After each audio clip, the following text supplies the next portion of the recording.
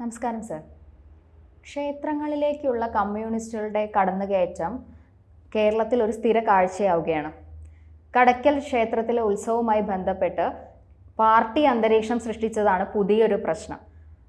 വിപ്ലവ ഗാനങ്ങളും തോരണങ്ങളും ഒക്കെയായി വലിയൊരു വിവാദത്തിനാണ് അത് തുടക്കം കുറിച്ചത്. എന്തായിരിക്കാം ഇത്തരത്തിലുള്ള പ്രവർത്തനങ്ങളിലേക്ക് പാർട്ടി പോകാൻ കാരണം? എന്തായിരിക്കാം ഇതിന് പിന്നിലുള്ള കാരണം? മീര, നമസ്കാരം. നമുക്കറിയാവുന്നതുപോലെ ക്ഷേത്രങ്ങൾ എന്ന് പറയുന്നത് ആരാധനയുമായി ബന്ധപ്പെട്ട് വിശ്വാസികൾക്ക് ദർശനവുമായി ബന്ധപ്പെട്ടിട്ടുള്ള പരിപാവനമായിട്ടുള്ള സ്ഥലങ്ങളായിട്ടാണ് കരുതുന്നത്. അപ്പോൾ അവിടെ വ്യത്യസ്ത രാഷ്ട്രീയ പാർട്ടികളിലുള്ള ആൾക്കാർ, വ്യത്യസ്ത രാഷ്ട്രീയ പ്രത്യയശാസ്ത്രങ്ങളിൽ വിശ്വസിക്കുന്ന ആൾക്കാർ, അങ്ങനെ നിരവധി ആൾക്കാർ അവിടെ ദർശനത്തിനായിട്ട് എത്തും. അവിടെ എത്തുന്ന ആൾക്കാരുടെ താല്പര്യമെന്ന് പറയുന്നത് ക്ഷേത്ര സംബന്ധിയായ, ക്ഷേത്ര വിശ്വാസ സംബന്ധിയായ, ആചാര സംബന്ധിയായിട്ടുള്ള കാര്യങ്ങളിൽ പങ്കെടുക്കുക, അതുമാത്രമാണ്. അതിനപ്പുറത്തേക്ക് അതിൽ ഏതെങ്കിലും രീതിയിലത്തേക്കുള്ള രാഷ്ട്രീയമായിട്ടുള്ള താല്പര്യങ്ങൾക്കോ രാഷ്ട്രീയമായിട്ടുള്ള പ്രത്യയശാസ്ത്രത്തിൻ്റെ പ്രചരണത്തിനോ ഒന്നുമുള്ള വേദികളല്ല ക്ഷേത്രങ്ങൾ. അപ്പോൾ അവിടെ വിവിധ വിശ്വാസങ്ങളിലുള്ള ആൾക്കാർക്ക് എല്ലാവർക്കും തന്നെ അവിടെ പോകാനായിട്ട് സാധിക്കും എന്നുള്ളതാണ് ഒന്നാമത്തെ കാര്യം. ഇനി രാഷ്ട്രീയ ആശയങ്ങളുടെ പ്രചരണാർത്ഥം നമുക്ക് മറ്റു പല വേദികൾ കണ്ടെത്താനായിട്ട് സാധിക്കും. ക്ഷേത്രത്തിന് പുറമെ മറ്റ് പല സ്ഥലങ്ങളിൽ നമുക്ക് ഇത്തരത്തിലുള്ള പരിപാടികളൊക്കെ തന്നെ സംഘടിപ്പിക്കാനായിട്ട് സാധിക്കുകയും ചെയ്യും. നമ്മുടെ നാട്ടിൽ അങ്ങനെ തന്നെയാണത് കണ്ടുവരുന്നത്. പക്ഷേ അടുത്ത കാലത്തായിട്ട് ക്ഷേത്രങ്ങളിലേക്ക് കൂടുതലായിട്ടുള്ള രാഷ്ട്രീയ പ്രചരണം കൂടി നടക്കുന്നതായിട്ട് നമ്മൾ പലപ്പോഴും ശ്രദ്ധിച്ചിട്ടുണ്ട്. അതിൻ്റെ ഏറ്റവും പ്രത്യക്ഷമായിട്ടുള്ള, കേരളം ഏറ്റവും കൂടുതൽ ചർച്ച ചെയ്ത ഒരു സന്ദർഭം എന്ന് പറയുന്നത് തന്നെ നമ്മുടെ മുഖ്യമന്ത്രിയുടെ നവകേരള സദസ്സിൻ്റെ ഭാഗമായിട്ട് 1-2 ക്ഷേത്രങ്ങളിലെ മൈതാനികൾ ഇതിനുവേണ്ടി, ഈ പരിപാടിയുടെ പ്രചരണാർത്ഥം ഉപയോഗിക്കുന്നു. അവിടെ വേദികളൊക്കെ ഇതിനുവേണ്ടി ഉയരുന്നു. ക്ഷേത്രത്തിൻ്റെ ഓഡിറ്റോറിയം അല്ലെങ്കിൽ ക്ഷേത്ര മൈതാനമൊക്കെ ഇത്തരത്തിലുള്ള പരിപാടികൾക്ക് വേണ്ടിയിട്ട് പ്രയോജനപ്പെടുത്തുന്നു എന്ന രീതിയിലത്തേക്കാണ് നമ്മൾ കണ്ടത്. അതും എൻ്റെ ഓർമ്മ ശരിയാണെങ്കിൽ അത് കൊല്ലം ജില്ലയിലാണ്. കടയ്ക്കൽ ക്ഷേത്രവുമായി ബന്ധപ്പെട്ട് തന്നെ അത് വന്നിരുന്നു. പിന്നീട് ചക്കുവള്ളി മറ്റൊരു ക്ഷേത്രവുമായി ബന്ധപ്പെട്ടും ഇതേ കാര്യം തന്നെ ഉണ്ടായിരുന്നു. അപ്പോൾ ആ സമയത്ത് ആൾക്കാരൊക്കെ തന്നെ പ്രതിഷേധിച്ചിരുന്നുവെങ്കിലും ഈ വേദിയുടെ നിർമ്മാണവും മറ്റുമായി ബന്ധപ്പെട്ട് ഇതിൻ്റെ സംഘാടകരെല്ലാം തന്നെ മുന്നോട്ട് പോവുകയായിരുന്നു. അപ്പോൾ അങ്ങനെയുള്ള ഒരു അവസരത്തിൽ ഇതിലൊരു ഇടപെടൽ ഉണ്ടാകണം എന്ന് പറഞ്ഞുകൊണ്ട് കേരള ഹൈക്കോടതിയുടെ ദേവസ്വം ബെഞ്ചിനെ സമീപിച്ച 1-2 ആൾക്കാരുണ്ട്. അപ്പോൾ ആ പെറ്റീഷൻസ് ഒക്കെ പരിഗണിക്കുന്ന സമയത്ത് കോടതി അതിൻ്റെ നേരത്തെ ഉണ്ടായിരുന്ന നിലപാട് ആവർത്തിക്കുകയും ചെയ്തു. അതായത് ക്ഷേത്ര കാര്യങ്ങൾക്കല്ലാതെ രാഷ്ട്രീയ കാര്യങ്ങൾക്കോ മറ്റു തരത്തിലുള്ള അഡ്മിനിസ്ട്രേഷൻ്റെ കാര്യങ്ങൾക്കോ ഒന്നും തന്നെ ക്ഷേത്രത്തിൻ്റെ സ്വത്തുക്കൾ, അത് പ്രത്യേകിച്ച് ഓഡിറ്റോറിയം ആയിക്കോട്ടെ, മൈതാനമായിക്കോട്ടെ, ഒന്നും തന്നെ ഉപയോഗിക്കാൻ പാടില്ല എന്ന രീതിയിലത്തേക്ക് നേരത്തെ തന്നെയുള്ള ഹൈക്കോടതിയുടെ ഈ ദേവസ്വം ബെഞ്ചിൻ്റെ വിധി അവരാവർത്തിക്കുകയാണ്. എന്നിട്ട് ഇത്തരത്തിലുള്ള പരിപാടികൾക്കൊന്നും തന്നെ അനുമതി നൽകാനായിട്ട് കഴിയുകയില്ല, അതുകൊണ്ട് മറ്റു വേദി കണ്ടെത്തണം, പകരം വേദി കണ്ടെത്തണം എന്ന് അന്ന് പറയുകയുമുണ്ടായി. അപ്പോൾ ഇത് ആദ്യം തന്നെ ഈ ചക്കുവള്ളി ക്ഷേത്രവുമായി ബന്ധപ്പെട്ട് വരുന്നു. തൊട്ടടുത്ത ദിവസമാണ് ഈ കടയ്ക്കൽ ക്ഷേത്രവുമായി ബന്ധപ്പെട്ട കാര്യം പരിഗണിക്കാനിരിക്കുന്നത്. അപ്പോൾ സമാനമായിട്ടുള്ള ഒരു ഓർഡർ ആ കേസിലും ഉണ്ടാകും എന്ന് അറിഞ്ഞതുകൊണ്ട് തന്നെ ഉടൻ തന്നെ സംഘാടകർ അവിടെ നിന്ന് വേദിയെല്ലാം തന്നെ പൊളിച്ചു മാറ്റി മറ്റൊരു ഇടം കണ്ടെത്തി അവരങ്ങോട്ട് പോവുകയാണ് ചെയ്തത്. അത് അന്ന് അങ്ങനെ നടന്നിരുന്നുവെങ്കിൽ നമ്മുടെ മുഖ്യമന്ത്രി അദ്ദേഹത്തിൻ്റെ രാഷ്ട്രീയ താല്പര്യാർത്ഥം, സർക്കാരിൻ്റെ തന്നെ പ്രചരണാർത്ഥം, പിന്നെ പാർട്ടിയുടെ പ്രചരണാർത്ഥം ഒക്കെ തന്നെയുള്ള പരിപാടികളുടെ വേദിയായിട്ട് ഒന്നിലധികം ക്ഷേത്രങ്ങളുടെ മൈതാനം ഉപയോഗിക്കുന്ന ഒരു സാഹചര്യം ഉണ്ടാകുമായിരുന്നു. എന്തായാലും അന്ന് കോടതിയുടെ ഇടപെടൽ കാരണം, നമ്മുടെ സമൂഹത്തിൽ വളരെ കൃത്യമായിട്ടുള്ള ധാരണയുള്ള മനുഷ്യരുടെ ഇടപെടൽ കാരണം അതുണ്ടായില്ല. അപ്പോൾ ഇപ്പോഴത്തേക്ക് വരുന്ന സമയത്ത് നമ്മൾ കാണുന്നത് വീണ്ടും ഇതേ കടയ്ക്കൽ ദേവീക്ഷേത്രം, ആ ക്ഷേത്രത്തിൻ്റെ ഓഡിറ്റോറിയത്തിൽ അവിടുത്തെ തിരുവാതിര മഹോത്സവത്തിൻ്റെ ഭാഗമായിട്ടുള്ള പരിപാടികൾ നടക്കുമ്പോൾ അതിൽ അലോഷി ആഡംസ് എന്ന വ്യക്തിയുടെ ഒരു ഗാനമേള അവിടെ നടക്കുകയാണ്. അപ്പോൾ അദ്ദേഹം നമുക്കറിയാവുന്നതുപോലെ സ്ഥിരം ഇത്തരത്തിലുള്ള പാർട്ടിയുടെ പ്രചരണാർത്ഥമുള്ള ഗാനങ്ങളൊക്കെ ആലപിക്കുന്ന ഒരു ഗായകൻ കൂടിയാണ്. അപ്പോൾ അദ്ദേഹം അവിടെ വരുന്ന സമയത്തും അതൊരു ക്ഷേത്രത്തിൻ്റെ ഓഡിറ്റോറിയമാണ് എന്ന കാര്യം അറിഞ്ഞുകൊണ്ട് തന്നെ അവിടെ വെച്ച് അദ്ദേഹം വീണ്ടും ഈ പാർട്ടി ഗാനങ്ങളൊക്കെ തന്നെ ആലപിക്കുകയാണ്. അതിൽ തന്നെ നമ്മൾ കേട്ടിട്ടുള്ള പുഷ്പനെ അറിയാമോ എന്ന് പറയുന്ന ഒരു ഗാനം, പിന്നെ അത് കൂടാതെ ലാൽ സലാം എന്ന് ആലപിക്കുന്ന ഒരു ഗാനമുണ്ട്. ഈ പുഷ്പനെ അറിയാമോ എന്ന ഗാനത്തിൽ തന്നെ ഇൻകുലാബ് സിന്ദാബാദ്, DYFI സിന്ദാബാദ് എന്നൊക്കെയുള്ള വരികളുണ്ട്. അപ്പോൾ അതൊക്കെ തന്നെ അദ്ദേഹം ഇങ്ങനെ താളത്തിൽ പാടുന്നു, അകമ്പടിയോടെ ഇത് പാടുകയാണ്. അപ്പോൾ ആ സമയത്ത് LED വോളുണ്ട് പിന്നിൽ. ആ LED വോളിലെല്ലാം തന്നെ DYFIയുടെ പതാകകൾ ഇങ്ങനെ പാറി പറക്കുന്നു. അതേപോലെ CPMൻ്റെ ചുവന്ന നിറം, അവരുടെ ചിഹ്നം, ഇതൊക്കെ തന്നെയാണ് ബാക്ക്ഗ്രൗണ്ടിൽ ഇങ്ങനെ പ്ലേ ചെയ്യുന്നത്.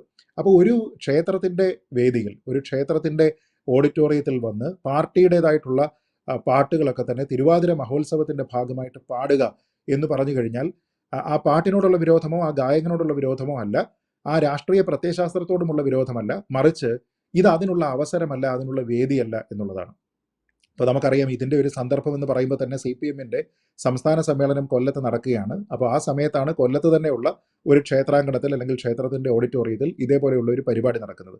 ഇത് അനുവദിക്കാൻ പാടുണ്ടോ എന്ന് ചോദിച്ചു കഴിഞ്ഞാൽ അത് നമ്മുടെ വ്യക്തിപരമായിട്ടുള്ള അഭിപ്രായം കേവലം നമ്മൾ പ്രകടിപ്പിക്കുകയല്ല, മറിച്ച് അതുമായി ബന്ധപ്പെട്ട് നേരത്തെ സൂചിപ്പിച്ചതുപോലെ ഒന്നിലധികം തവണ ആവർത്തിച്ചു പറഞ്ഞിട്ടുള്ള ഹൈക്കോടതിയുടെ ദേവസ്വം ബെഞ്ചിൻ്റെ വിധികളുണ്ട്. അപ്പോൾ എന്തുകൊണ്ടാണ് നമ്മുടെ നാട്ടിലെ ഹിന്ദുക്കളുടെ ആരാധനാലയങ്ങളുമായി ബന്ധപ്പെട്ട് ഇങ്ങനെയുള്ള കാര്യങ്ങൾ നടക്കുന്നത് എന്നത് ആലോചിച്ച് നോക്കുക.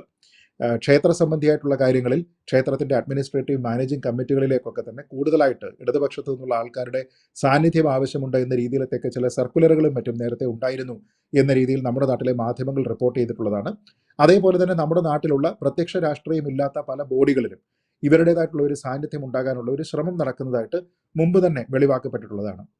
ഇപ്പോൾ ഉദാഹരണത്തിന് സംവിധായകൻ കമൽ നേരത്തെ അയച്ചിരുന്ന ഒരു കത്ത് പുറത്തു വന്നിരുന്നു, ചലച്ചിത്ര അക്കാദമിയുടെ ഒരു ഇടതുപക്ഷ സ്വഭാവം നിലനിർത്തേണ്ടതുണ്ട് എന്ന് പറഞ്ഞു. അപ്പോൾ ഇതൊക്കെ തന്നെ ഏതെങ്കിലും ഒരു പ്രത്യയശാസ്ത്രത്തിൻ്റെ സ്വഭാവം പ്രദർശിപ്പിക്കേണ്ടുന്ന ബോഡികളല്ല, മറിച്ച് കലയെ സംരക്ഷിക്കുന്ന, ആചാരത്തെ സംരക്ഷിക്കുന്നതിനൊക്കെ വേണ്ടിയിട്ടുള്ള ഇൻസ്റ്റിറ്റ്യൂഷൻസ് ആണ്. അതിപ്പോൾ ഒരു ക്ഷേത്രവുമായി ബന്ധപ്പെട്ടിട്ടാണെങ്കിൽ ഞാൻ മനസ്സിലാക്കുന്ന ഏതാണ്ട് 50-55 കരക്കാരുടെ ഒരു ക്ഷേത്രമാണ്.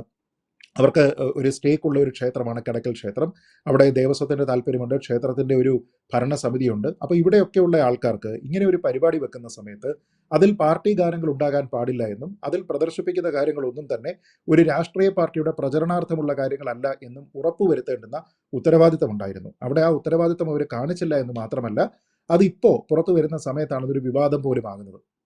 അത് നടത്തിയ ആൾക്കാർക്കോ അത് കണ്ടു നിന്ന ആൾക്കാർക്കോ ഒന്നും തന്നെ യാതൊരു വിധത്തിലുള്ള പ്രശ്നവും ഉണ്ടായിരുന്നില്ല എന്ന് വേണം നമ്മൾ അനുമാനിക്കാൻ. എന്ന് വെച്ചാൽ രാഷ്ട്രീയമായിട്ടുള്ള ഒരു പ്രചരണ വേദിയാക്കി ഒരു ക്ഷേത്രത്തിൻ്റെ ഓഡിറ്റോറിയത്തിനെ ഒരു തിരുവാതിര മഹോത്സവം പോലെ ഭക്തർക്ക് വലിയ പ്രാധാന്യമുള്ള, വലിയ താല്പര്യമുള്ള ഒരു ആഘോഷത്തിനെ ആ രീതിയിലത്തേക്ക് മാറ്റുന്നു, ഒരു ആചാരത്തിലേക്ക് ഇതിനെ കൊണ്ടുവന്ന് കൂട്ടിക്കെട്ടുന്നു തുടങ്ങിയ കാര്യങ്ങളാണ്. ഇത് സാധാരണഗതിയിൽ തിരുവാതിര മഹോത്സവം അവിടെ നടക്കുന്ന സമയത്ത് അവിടെ കെട്ടുകാഴ്ചയുണ്ട്, പല കരക്കാരുടെ കുതിരകളുണ്ട്, അങ്ങനെ കുറേയധികം കാര്യങ്ങളുണ്ട്. അപ്പോൾ ഇങ്ങനെ പൂർണ്ണമായും ആചാര സംബന്ധമായിട്ടുള്ള കാര്യങ്ങൾ മാത്രം നടന്നു വന്നിരുന്ന ഒരു ക്ഷേത്രത്തിൻ്റെ ഓഡിറ്റോറിയത്തിലാണ് ഇപ്പോൾ പാർട്ടി സൂക്തങ്ങളൊക്കെ തന്നെ പാടുന്ന രീതിയിലത്തേക്ക്, പാർട്ടിയുടെ പ്രചരണ ഗാനങ്ങളൊക്കെ തന്നെ പാടുന്ന രീതിയിലത്തേക്കൊക്കെ മാറിയിരിക്കുന്നത്.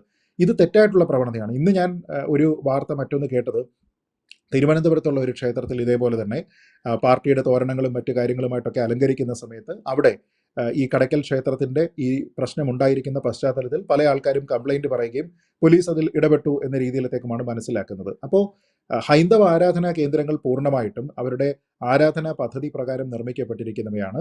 അത് രാഷ്ട്രീയ പ്രചരണത്തിനുള്ള വേദികളാക്കേണ്ടതല്ല.